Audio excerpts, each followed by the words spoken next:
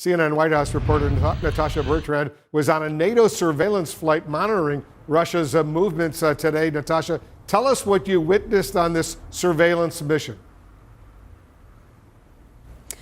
Yeah, Wolf, so as evidence of just how important Belarus has become to Russia's operations inside Ukraine, we learned today on that NATO surveillance flight that NATO has actually been able to see on their radar on a fairly regular basis Russian-made aircraft entering into Ukrainian airspace via Belarus.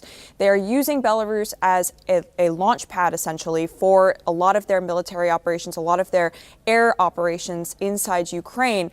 And this is something that they have been seeing up to 10, 20 flights a day coming from Belarus into Ukraine. Take a listen to what one NATO technician told me today.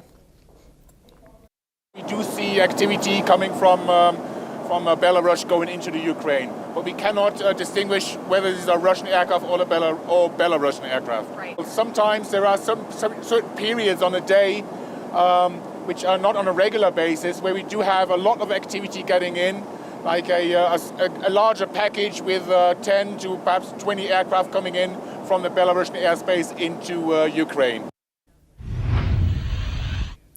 So interestingly, Wolf, it has been very difficult for NATO to actually differentiate these aircraft because they are Russian-made, but Belarusians also use those Russian aircraft. So it could either be aircraft that's operated by the Russians flying into this Ukrainian airspace or by the Belarusians flying into this airspace. And of course, the Belarusians have been supporting the Russians in a very substantial way throughout their military operation in Ukraine. But it would obviously be a new development if the Belarusians were also flying into Ukrainian airspace. For now, all they can definitively tell via this radar, via the sophisticated radar they have on this plane, is that there is Russian-made aircraft flying from Belarus into Ukraine pretty regularly, Wolf. Is the intelligence from these flights, like the one you were on today, Natasha, is that intelligence actually being shared with Ukraine?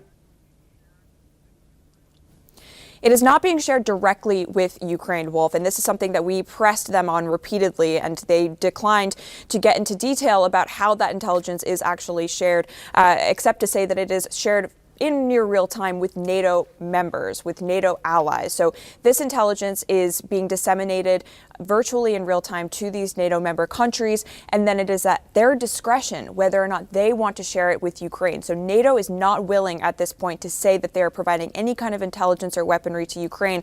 However, they are hinting here that, of course, if the intelligence goes to those NATO member countries and they want to share it with Ukraine, then that is at their discretion, Wolf.